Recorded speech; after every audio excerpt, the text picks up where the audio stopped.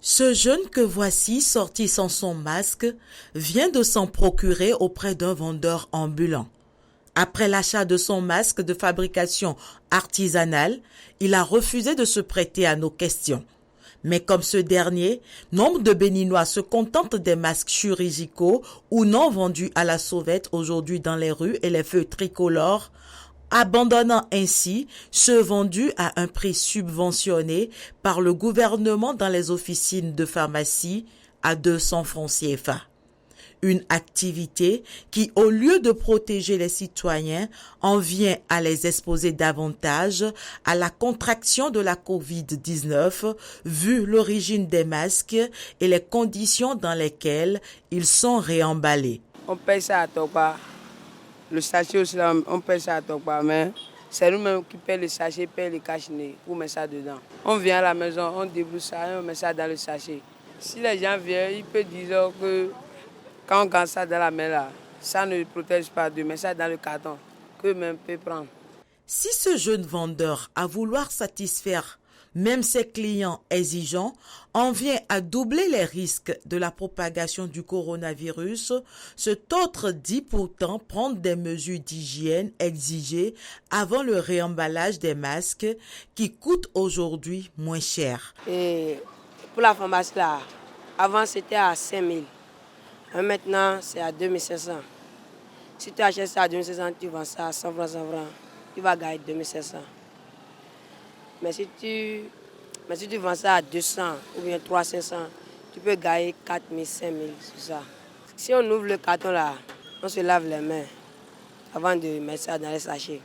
Devenu donc l'apanage des populations pour se prévenir de la COVID-19, les masques artisanaux ou chirurgicaux commercialisés dans les rues sont des vecteurs de prolifération de la maladie.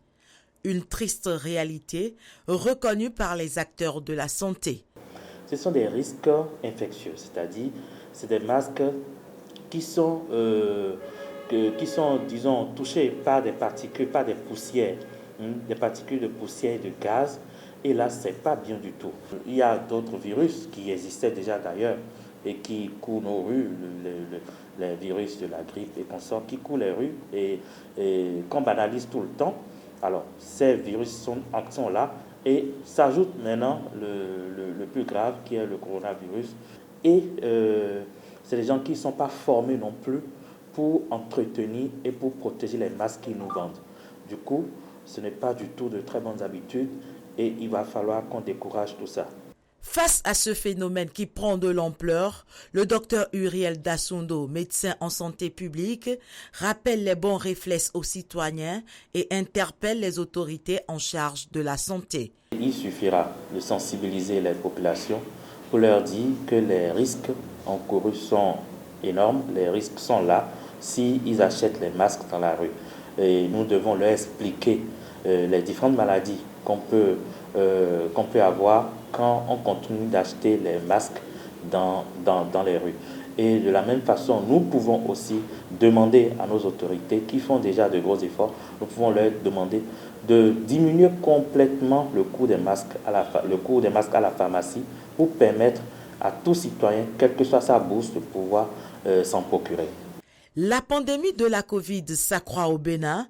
À la date du 9 février 2021, on dénombre 4 625 cas confirmés, dont 3 781 guéris, 732 patients en cours de suivi et 66 cas graves, 13 décès enregistrés en 40 jours, portant à 56 le nombre total de pertes en vies humaines.